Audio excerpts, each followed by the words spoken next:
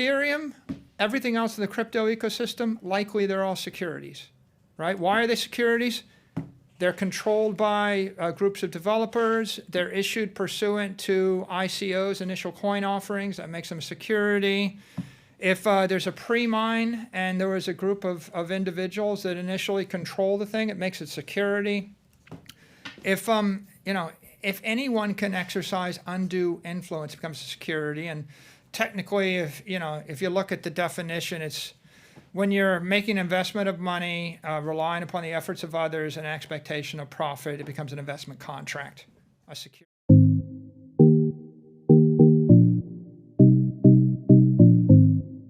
Brought up Ethereum earlier. You said we can cover that as well. Yeah. There's a lot of guys that are pro Ethereum and, they swear by it. Oh, with NFT, most of the purchases, 50% is being done by Ethereum. Ethereum's eventually going to get better than Bitcoin, or, Ethereum's going to be right there next to Bitcoin. What are your thoughts on Ethereum? So first of all, if you look at the crypto ecosystem, there's crypto property, there's cryptocurrencies, there's crypto platforms, and there's crypto securities, and there's even crypto art. Right? These are just asset classes. Mm-hmm. Maybe there'll be crypto commodities. NFT is crypto art. It's like art cryptographically protected. Stablecoin is cryptocurrency, $1 or €1 moving on crypto rail. It's currency because I can move it as a medium of exchange without paying a tax bill on it. Ethereum's crypto platform, right? People are building other things on that platform, and that's the principal appeal, smart contracts and the fact that you can build something. Bitcoin is crypto property. It is a long-term store of value, and it is the dominant crypto property. And the way it establishes itself as crypto property is through Nakamoto consensus and proof of work. You have a decentralized mining network that is encrypting energy with the SHA-256 hash function in order to create this wall of encrypted energy and make it resistant to denial of service attacks, other sorts of attacks. It needs to be robust and have integrity over time and space. And that's the technique that we've developed. Now here's the big idea, an important idea. Most people don't understand securities law. Okay, Bitcoin's the only proven digital property that we have created in the world. We have created a property and not a security. The definition of property is a common commodity that is beyond the control of any one individual or corporation. If something is deemed property in a legal sense, it means it wouldn't be regulated as a security by the SEC. Gold is property. Soybeans are property. Wood, lumber, land is property. Bitcoin is property. Okay?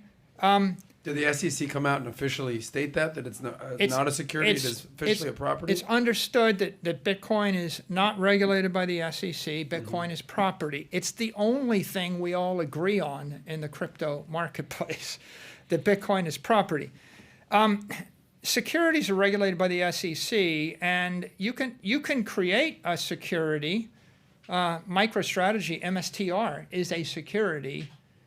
Go read my 10K statement. It's 123 pages of disclosures that are legally required for that stock to trade, that security to trade. It costs $20 million a year for us to maintain all the disclosures to be compliant with securities law. If you're a security, it's a different thing. Bitcoin is property. Ethereum, everything else in the crypto ecosystem, likely they're all securities, right? Why are they securities?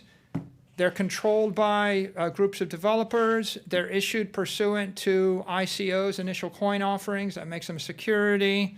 If there's a pre-mine and there was a group of individuals that initially control the thing, it makes it security. If anyone can exercise undue influence, it becomes a security. And technically, if you look at the definition, it's when you're making investment of money, relying upon the efforts of others and expectation of profit, it becomes an investment contract, a security. Okay. The fundamental difference between Bitcoin and Ethereum is Ethereum's monetary policy changes every 6 months. Every few months it changes. There's a difficulty bomb in Ethereum that's been getting pushed back since 2016. They keep pushing it back. When it goes off, it will wipe out, obliterate a $50 billion Ethereum mining industry. Just wipe it out, completely change the protocol, flip everything to proof of stake. They keep putting it off. Okay, that sounds like a group of people exercising influence over the protocol. The thing you need to know about Bitcoin is on Pizza Day, May 22nd, 2010, Bitcoin was trading for a couple of pennies for the first time in 15 months or something like that. The protocol hadn't changed and has not changed. When it was a penny, the protocols were all the same. Today, they're the same exact protocol. There was a war fought over this, the block size war.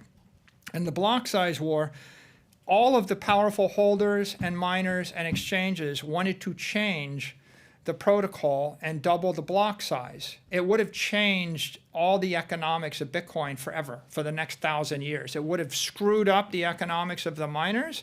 It would have shifted the balance of power in favor of some holders versus others. That war was lost. The original Bitcoin protocol continued on, and that means it's an unadulterated protocol, and it's shown itself to be resistant to the influence of any group of people. That's what makes it property. Property is critical because if property makes Bitcoin, being property makes it the ethical foundation of the crypto economy. And by ethical foundation, I mean it's unethical for a public figure to endorse a security.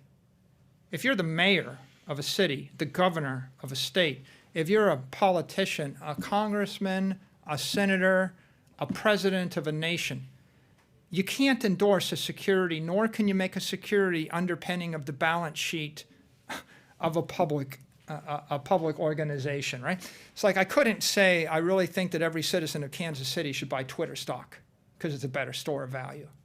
It's conflict of interest. It's probably illegal, right? Probably violates all sorts of Foreign Corrupt Practices Acts, as well as all the ethics laws. And so this is a very bright line, property versus security. And as soon as you start to exercise influence over the protocol, it becomes a security. If you look at all the cryptos, there might be a dozen that you could debate are property, a debate. Of the ones that you could debate are property, there's one that's dominant, which is Bitcoin. There's 17,000 securities. As the SEC and the regulators move, there's going to be a massive shakeout. If they ever do clarify what the securities laws are, there's a whole set of disclosures and obligations, and then you're going to see the entire industry rationalize in a big way. What happens if they do categorize Bitcoin as a security? Well, Bitcoin's not a security, right? We've already crossed that chasm. The real question you should be asking yourself is what happens if they categorize Ethereum and every other crypto as a security? But you're underestimating the power of politicians to screw things up. You're underestimating the power of them not liking a person like you to get up and say whatever you want to say, and you offend them. You offend politicians. People who are.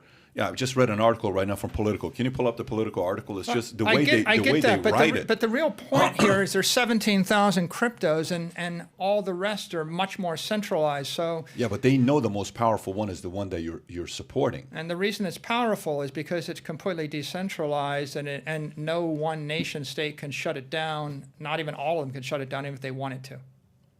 So these sweet, amazing, nice, kind, supportive people who love independent thinkers like you, politicians, you don't think behind closed doors they're sitting there trying to figure out a way to regulate or get their hands on Bitcoin because they're starting to lose a little control with the Bitcoin community? Because the Bitcoin community, essentially the crypto community, let's just say Bitcoin one side and the crypto community. I said this the other day, I think it's becoming a political party. I think the crypto community is becoming a political party. And First of all, there's like 250 million people that are pro-Bitcoin right now, and this is spreading at millions per week. So you can't find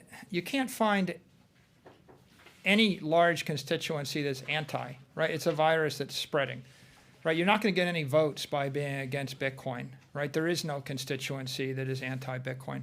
Second, regulation's not bad, right? Sometimes people say, oh, they're going to regulate it as bad. No, the truth of the matter is the faster the regulation comes, the faster the 17,000 other cryptos get sorted into their buckets as securities, platforms, art, etc. And that will actually shake out a lot of the noise in the system, result in a lot of capital focusing upon the winner, which is Bitcoin. And it'll also accelerate the entry of institutional capital into the space because there's $100 trillion worth of money that's not in the crypto space that's afraid to come into the space because they're not sure about the definitions between the securities, the platforms, and that's a the valid art, concern. and the property. Yeah, that's a valid concern. So in fact, the regulation probably would be the best thing that ever happened. I've seen you say that, yeah. Can I read a quote that you've actually said? Yeah. It's on page 4. Bitcoin evangelist Michael Saylor says clear crypto regulations would speed institutional adoption, says CNBC story. Tighter government crypto regulations would actually be a positive catalyst for Bitcoin, MicroStrategy co-founder Michael Saylor says. Additional regulatory... Depends on what the regulation is. Well, yeah, that's what I wanted to clarify. It says additional regulatory clarity from the Biden administration is going to benefit Bitcoin and accelerate institutional adoption of that asset. Stressing a major Bitcoin believer and holder, he's looking for clear, bright line definitions of a digital property versus a digital security versus a digital currency and the operating rules of the digital exchange. You said something. You said there's 250 million people that are pro crypto, right, or pro Bitcoin, but 250 million people. Probably more after this week. Okay, right? We probably made 200 million fans. I don't disagree, but I think Asia this week. You're saying because of Ukraine. Yeah, but not just Ukraine, Canada. There's a lot of different things that's going on. But here's what I would also say, Michael. There's 7.5 billion people in the world that are pro freedom, except for the people that are pro communism and control. You're underestimating the power. Don't you think? Because we're part of the same party under thinking, but don't you think we're underestimating the power of the few who hate independent thinkers who go make their money and they're sitting around, constantly advancing and questioning them? And in a way, cryptocurrency is a big middle finger to all the politicians. And they don't want to have 250 million middle fingers, right? So how do you address that part amongst these few that like to control people like you? It looks like Bitcoin's winning. If we look at what's happening, Bitcoin is spreading everywhere in the world. It's only been a few years, right? I mean, it's the most powerful disruptive force in the decade. Look at the rate at which it's spreading, 0 to 250 million people. And if you turn on CNBC and watch, count the number of minutes that'll go by before you'll see the Bitcoin ticker flip up on the screen or before they'll start talking about it.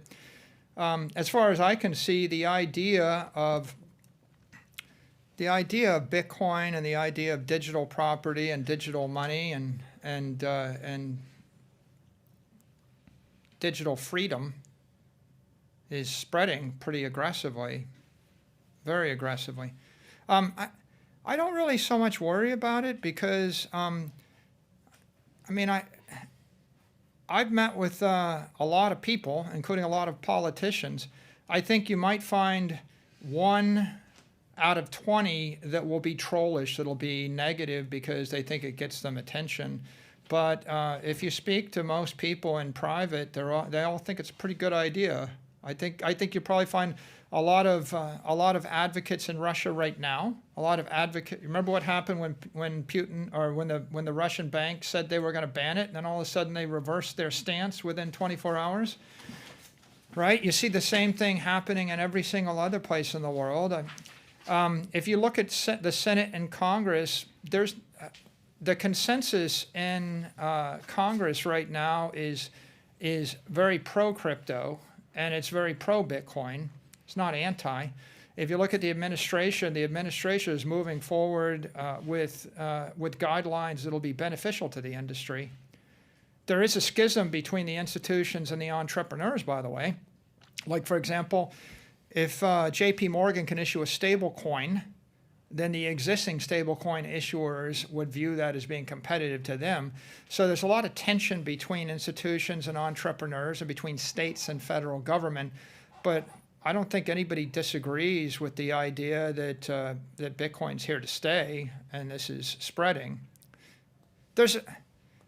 And so I'm not much worried about it. But look, you can choose to be pessimistic and say, oh yeah, well somebody somewhere will take it away because it's too good an idea. But what are you going to do? Roll over and die? I don't think it's pessimism. You started your company in '89, and you went public in '98. You got a $10 million deal with McDonald's in '92.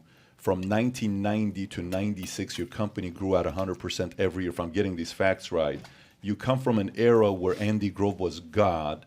And Andy Grove wrote a book where he ran Intel. I think they ran the company at what pace they were growing. He wrote a book called Only the Paranoid Survive. Yeah. So there's a difference between pessimism and paranoia.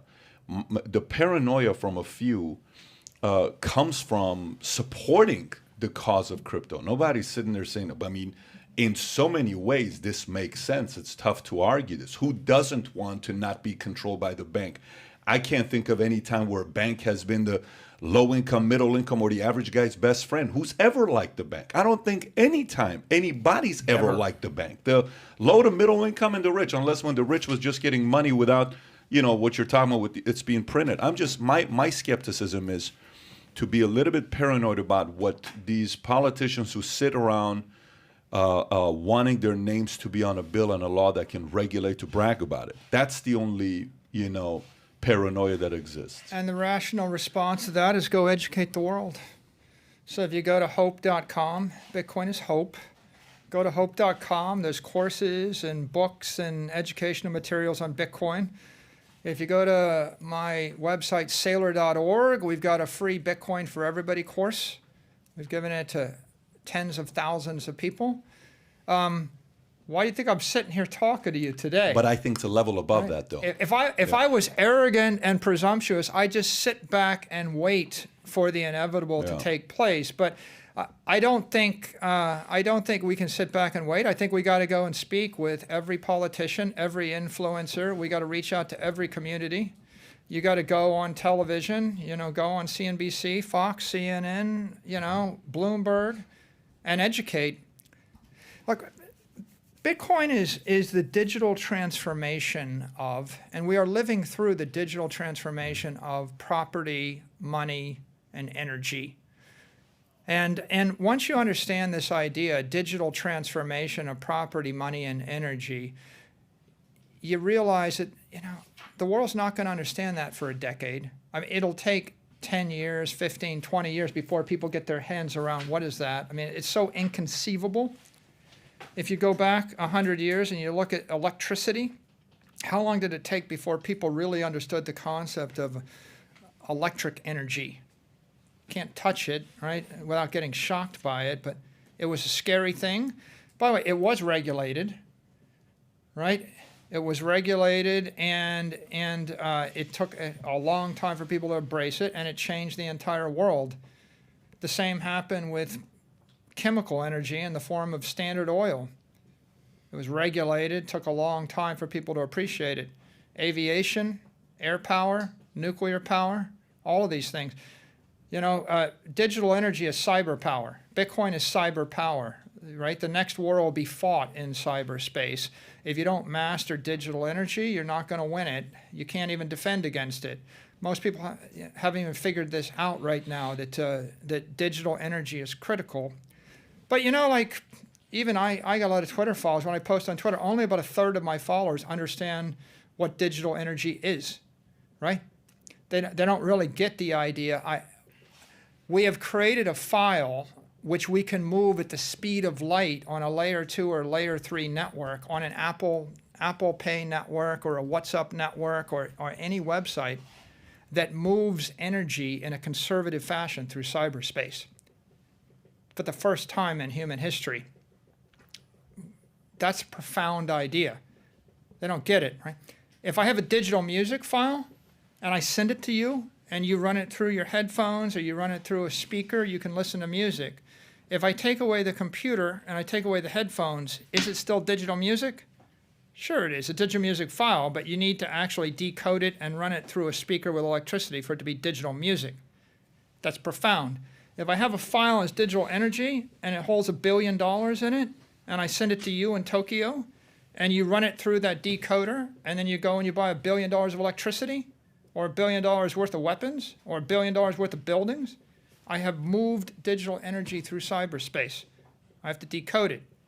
It's a big idea. We never did it before, right? It's like putting something in orbit, right? Everything's ballistic until it finally hits escape velocity, and then it orbits the Earth forever. And orbiting forever in orbit is a pretty big idea. That's what's going on here. It'll take a while for people to figure it out. We got to educate them. So let's.